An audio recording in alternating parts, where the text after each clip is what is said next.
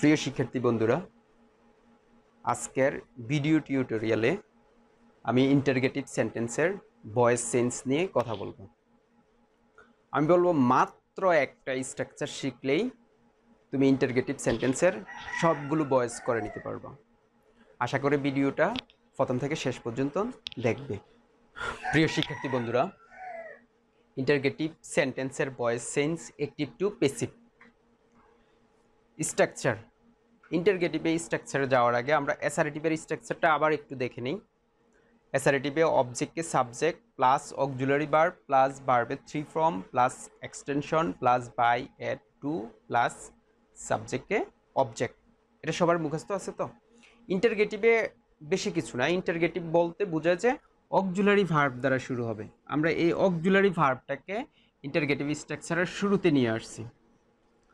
তাইলে ইন্টারগেটিভের স্ট্রাকচারটা শুরু হবে, প্রথমে অক্সিলারি ভার্ব বসবে, তারপরে অবজেক্টকে সাবজেক্ট করবে। আমরা জানি যে মডেল অক্সিলারি ভার্ব সহ ফিউচার ইনডিফিনিট টেন্সে বিং বসে, সকল কন্টিনিউয়াস টেন্সে বিং বসে, আর সকল পারফেক্ট টেন্সে বিন বসে। তাহলে যেহেতু সাবজেক্টের আগে অক্সিলারি ভার্ব বসবে, এই অক্সিলারি ভার্বের সাথে অতিরিক্ত যে বি বিং বিন বসে, এটা অবজেক্টকে সাবজেক্ট করার পরে বসবে। তারপরে ভার্বের থ্রি ফর্ম, এখানেও অ্যাসারেটিভ সেন্টেন্সও ভার্বের থ্রি ফর্ম। এখানেও এক্সটেনশন ছিল অতিরিক্ত অংশ, এখানেও এক্সটেনশন অতিরিক্ত অংশ। এখানেও বাই অ্যাড ছিল, এখানেও বাই অ্যাড টু থাকবে। তারপরে এখানেও সাবজেক্টে অবজেক্ট ছিল, এখানেও সাবজেক্টের অবজেক্ট আছে। শুধু এখানে ফুল স্টপ, আর ইন্টারগেটিভ সেন্টেন্সে তোমাকে প্রশ্নবোধক চিহ্ন দিতে হবে। স্ট্রাকচারটা একদম মুখস্থ করে নাও, যেহেতু আমরা 8টা রুলসকে একটা রুলসে রূপান্তর করব, সেজন্য তোমাকে এই স্ট্রাকচারটা তোমার মুখস্থ থাকতেই হবে। স্ট্রাকচারটা মুখস্থ করো, ততক্ষণে আমরা কয়েকটা এক্সাম্পল লিখে আসি।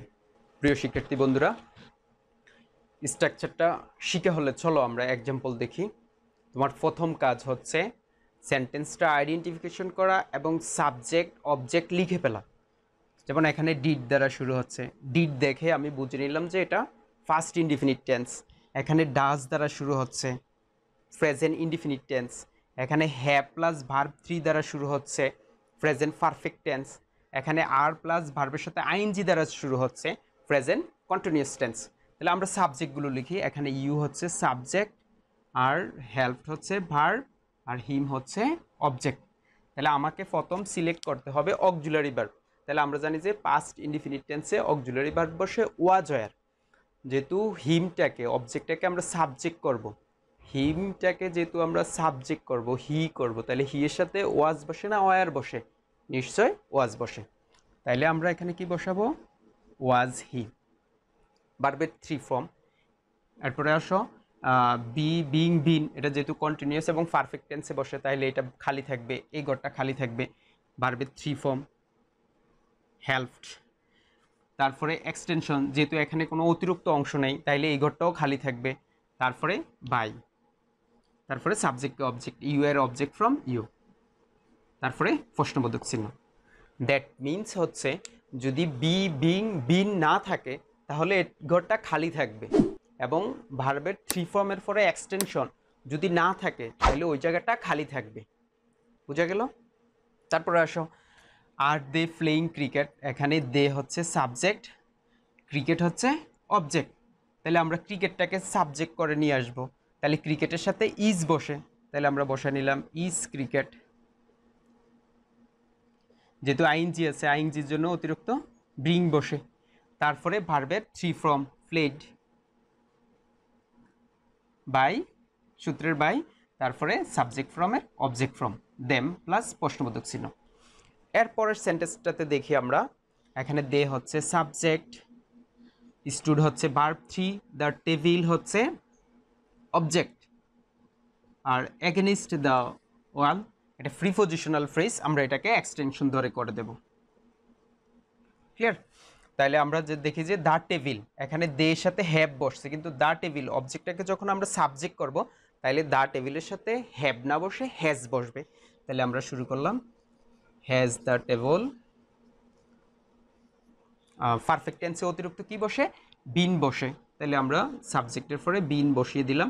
ভার্বের থ্রি ফর্ম এখানে দেওয়াই আছে স্টুড, এরপরে দেখো এক্সটেনশন, এখানে এক্সটেনশনের কথা বলছিলাম, এই এক্সটেনশনটা এখানে বসিয়ে দাও, এগেনিস্ট দ্য ওয়াল। এরপরে বাই বসে, অ্যাড বসে, টু বসে, তাহলে এখানে যেহেতু দে আছে, দে এর সাথে বাই বসবে, by subject from their, object from them, প্রশ্নবোধক চিহ্ন। তাহলে এই সেন্টেন্সটাতে আমরা দেখলাম যে প্রথমে অক্সিলারি ভার্ব বসিয়ে দিলাম, অক্সিলারি ভার্ব, তারপরে অবজেক্টকে সাবজেক্ট দ্য টেবিল, তারপরে বি বিং, পারফেক্ট টেন্সে যেহেতু বিন বসে বিন নিয়ে আসলাম, ভার্বের 3 ফর্ম তাও বসিয়ে দিলাম, তারপরে extension against the wall, prepositional phrase এটা বসিয়ে দিলাম, তারপরে সূত্র অনুযায়ী বাই অ্যাড টু বসে এটাও বসিয়ে দিলাম, তারপরে সাবজেক্টটাকে অবজেক্ট করে দিলাম। তারপর সেন্টেন্সটা দেখো, does he writes an email, তাহলে এখানে হি হচ্ছে সাবজেক্ট, দ্য ইমেল হচ্ছে, অ্যান ইমেল হচ্ছে অবজেক্ট, আর ডাজ থাকাতে আমরা বুঝতে পারছি এটা প্রেজেন্ট ইনডিফিনিট টেন্স। তাহলে অ্যান ইমেলের সাথে প্রেজেন্ট ইনডিফিনিট টেন্সে অক্সিলারি ভার্ব বসে ইজ, তাহলে is an email, is an email. তারপরে ভার্বের 3 ফর্ম, রিটেন বাই হিম, প্রশ্নবোধক চিহ্ন। যদি অক্সিলারি ভার্ব দ্বারা ইন্টারগেটিভটা শুরু হয় তাহলে তোমরা এই রুলসে করে নিতে পারবা, এবং এই রুলসে WH ওয়ার্ড দ্বারা শুরু হলো ইন্টারগেটিভের পেসিভ করতে পারবা। চলো আমরা ওই এক্সাম্পলগুলো দেখে আসি। প্রিয় শিক্ষার্থী বন্ধুরা, আমরা জানি যে ইন্টারগেটিভ সেন্টেন্সটা অক্সিলারি ভার্ব ব্যতীত অক্সিলারি ভার্বের আগে WH ওয়ার্ড দ্বারা যুক্ত হয়। যদি WH ওয়ার্ড দ্বারা যুক্ত হয় তাহলে শুধুমাত্র WH ওয়ার্ডটা এই জায়গায় বসে যাবে, WH ওয়ার্ডস। তার মানে অক্সিলারি ভার্ব থেকে আগে যে স্ট্রাকচারটা ছিল এটা যা আছে অবিকল ওই রকমই থাকবে, শুধু শুরুতে WH ওয়ার্ড দ্বারা শুরু হলে WH ওয়ার্ডটা বসাবা। কিন্তু এই ক্ষেত্রে দুই একটা পরিবর্তন আছে, যেমন হু থাকলে, যদি সেন্টেন্সের শুরুতে হু থাকে তাহলে এই ক্ষেত্রে বাই হুম বসে, আর যদি হোম থাকে তাইলে হো বসে। বাকি সকল ক্ষেত্রে WH ওয়ার্ডগুলো যে ওয়ার্ডটা থাকবে, যেমন হোয়াট থাকলে হোয়াট বসবে, মানে বাকি যেগুলো আছে সেই ওয়ার্ডটাই বসে যাবে। তবে হুইস এর ক্ষেত্রে, হুইসের পরে একটা নাউন ফ্রম মাঝে মাঝে থাকে, হুইস প্লাস নাউন যদি থাকে তোমাকে পেসিভ করতে হলেও হুইসের সাথে এই নাউন ফ্রমটাকে বসাতেই হবে। আর বাকি অংশটা আমরা আগের নিয়মেই পরিবর্তন করব। চলো স্ট্রাকচারটা মুখস্থ করো এবং আমরা কিছু এক্সাম্পল দেখে আসি। প্রিয় শিক্ষার্থী বন্ধুরা, WH ওয়ার্ড দ্বারা যদি কোনো ইন্টারগেটিভ সেন্টেন্স শুরু হয় সেই ক্ষেত্রেও তোমার প্রথম কাজ হচ্ছে সাবজেক্ট এবং অবজেক্ট ফাইন্ড আউট করা এবং টেন্সটা চিনে নেওয়া। যেমন এখানে হোম দ্বারা শুরু হচ্ছে, হু দ্বারা শুরু হচ্ছে, উইল ডু দ্য ওয়ার্ক, আমরা এখানে সাবজেক্ট দেখতে পাই না, এখানে অবজেক্টটা দেখতে পেলাম, যেহেতু উইল দ্বারা শুরু হচ্ছে ফিউচার ইনডিফিনিট টেন্স। এরপরে সেম হুম ডাজ হি লাভ, এখানে হিটা হচ্ছে সাবজেক্ট, লাভটা হচ্ছে ভার্ব, কিন্তু অবজেক্ট দেখতে পাচ্ছি না। তাইলে আমাদের ইনডাইরেক্ট করার ক্ষেত্রে আমরা কি করব? দ্যাট মিন্স যদি অবজেক্ট থাকে তাহলে অবজেক্টটা সাবজেক্ট আকারে আসবে, যদি সাবজেক্ট থাকে তাহলে সাবজেক্টটা অবজেক্ট আকারে যাবে, যদি না থাকে সিরিয়ালটা ঠিক থাকবে, যেই ওয়ার্ডটা না থাকবে শুধু এই ওয়ার্ডটা ওই খালি ঘরের জায়গায় পড়ে থাকবে, মানে খালি থাকবে। বুঝতে পারছো? চলো আমরা এক্সাম্পলগুলো দেখি। হো উইল ডু দ্য ওয়ার্ক, আমরা বলছিলাম যে হো থাকলে হো এর পরিবর্তে বাই হুম বসে, আমরা বাই হুম বসিয়ে নিলাম, বাই হুম। বাই হুমের পরে বলছি অক্সিলারি ভার্ব বসে, তাহলে এখানে উইল অক্সিলারি ভার্ব আছে, তাইলে দ্য ওয়ার্ক সাবজেক্ট, অবজেক্টটাকে যখন আমরা সাবজেক্ট করব তাইলে এই অবজেক্টের সাথে উইল বসে, তাহলে আমরা এখানে উইল বসালাম, তারপরে দ্য ওয়ার্ক অবজেক্ট, যেহেতু ফিউচার টেন্সে বি বসে তাইলে আমরা এখানে বি বসালাম, এরপরে ভার্বের 3 ফর্ম, ডান। হো এর পরিবর্তে বাই হুম, তারপরে অক্সিলারি ভার্ব, যেহেতু ফিউচার টেন্সে উইল আর শ্যাল বসে আমরা এখানে দ্য ওয়ার্কের সাথে উইল বসিয়ে দিলাম, তারপরে বি বিং বিন, ফিউচার টেন্সে বি বসে বি বসালাম, তারপরে ভার্বের 3 ফর্ম বসিয়ে দিলাম। এক্সটেনশন নাই, বসাইনি। বাই যুগে সাবজেক্টকে অবজেক্ট, এটাও নাই, বসাইনি।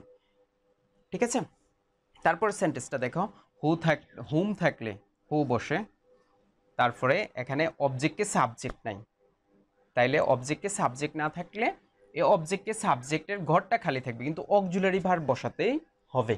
তাইলে যেখানে নাই সেখানে ভার্ব সিঙ্গুলার হয়।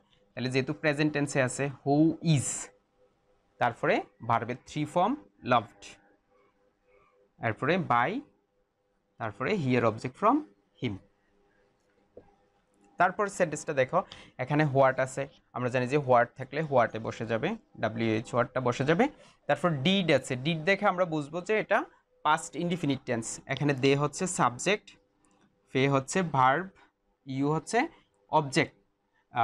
ফর ডুইং দ্য জব এটাকে প্রিপজিশনাল, প্রিপজিশনের পরের অংশটাকে প্রিপজিশনাল ফ্রেজ বলা হয়ে থাকে, দ্যাট মিন্স এক্সটেনশন।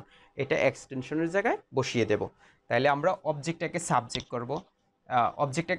করব, যেহেতু পাস্ট টেন্সে আছে অক্সিলারি ভার্ব বসিয়ে নেব। ইউর সাথে অক্সিলারি ভার্ব ওয়াজ না বসে ওয়ার বসে, ওয়ার ইউ, তারপরে ভার্বের 3 ফর্ম পেইড, তারপরে ভার্বের 3 ফর্মের পরে extension for doing the job, doing the job, তারপরে বাই যুগে সাবজেক্টটাকে অবজেক্ট, বাই দেম, প্রশ্নবোধক চিহ্ন। আমরা এই স্ট্রাকচারটার সাথে আবার মিলিয়ে নিচ্ছি, WH ওয়ার্ড, তারপর অক্সিলারি ভার্ব, অবজেক্টকে সাবজেক্ট, ভার্বের 3 ফর্ম বি বি বিন নাই এখানে, এরপরে extension for the doing job, by, এরপরে সাবজেক্টকে object, their object from them. তারপর সেন্টেন্সটাতে দেখো হোয়াই থাকলে হোয়াইয়ের পরিবর্তে হোয়াই বসে যাবে। ডিড আছে পাস্ট টেন্স, দ্য টিচার হচ্ছে এখানে সাবজেক্ট, আর ফানিস্ট হচ্ছে ভার্ব, আর ইউ হচ্ছে অবজেক্ট। তাহলে আমরা অবজেক্টটাকে সাবজেক্ট করব, যেহেতু ডিড আছে তাহলে ডিড থাকলে ফার্স্ট ইনডিফিনিট টেন্স, তাহলে ইউর সাথে এখানে অক্সিলারি ভার্ব ওয়ার বসবে, were you, verb 3 form furnished, তারপরে বাই, এক্সটেনশন যেহেতু নাই বাই বসে যাবে, বাই দ্য টিচার। প্রিয় শিক্ষার্থীবৃন্দু, which book do you want, same কাজ, তোমার কাজ হচ্ছে শুধু সাবজেক্ট এবং অবজেক্ট সিলেক্ট করা। যেমন এখানে ওয়ান্টের আগে সাবজেক্ট, আর আমরা জানি যে ভার্বের পরে অবজেক্ট থাকে, এখানে অবজেক্ট নাই। তাহলে আমরা বলছিলাম হুইচের সাথে নাউন থাকে, তাহলে WH ওয়ার্ড হিসেবে নাউনেরটা সহকারে হুইচ বসে যাবে, যেমন হুইচ বুক। যেহেতু অবজেক্টকে সাবজেক্ট করার সুযোগ নাই, তাইলে প্রেজেন্ট টেন্সে আছে আমরা একটা অক্সিলারি ভার্ব বসিয়ে দিলাম, নাই বললে সিঙ্গুলার বোঝায় ইজ, ভার্বের 3 ফর্ম ওয়ান্টেড, তারপরে বাই প্লাস ইউ, সাবজেক্টের অবজেক্ট ফর্ম। এরপরে হাউ, ক্যান ইউ, এখানে ইউটা হচ্ছে সাবজেক্ট যেহেতু ভার্বের আগে আছে, আর দিস হচ্ছে এখানে অবজেক্ট, তাহলে হাউ WH ওয়ার্ড দ্বারা শুরু হচ্ছে, হাউ দ্বারা শুরু হলে হাউ বসে যাবে, হাউ, তারপরে দিস অবজেক্টটাকে সাবজেক্ট করব, তার আগে অক্সিলারি ভার্ব, তাহলে এখানে ক্যান আছে, ক্যানে বসে যাবে, ক্যান অবজেক্টকে সাবজেক্ট, দিস ক্যানের সাথে অতিরিক্ত বি বসে, তাহলে বি বসিয়ে দিলাম, ভার্বের 3 ফর্ম ডু ডিড ডান, তারপরে বাই যোগে সাবজেক্ট ফ্রম ইউ। প্রিয় শিক্ষার্থী বন্ধুরা, যদি তুমি ইন্টারগেটিভ সেন্টেন্সের অ্যাক্টিভ টু প্যাসিভ করতে কোনো সমস্যা হয়, আমি বলবো শুধু এই একটা রুলস মুখস্থ করে নাও, তাহলে তোমার ইন্টারগেটিভের আর কোনো সমস্যা থাকবে না। ধন্যবাদ সবাইকে।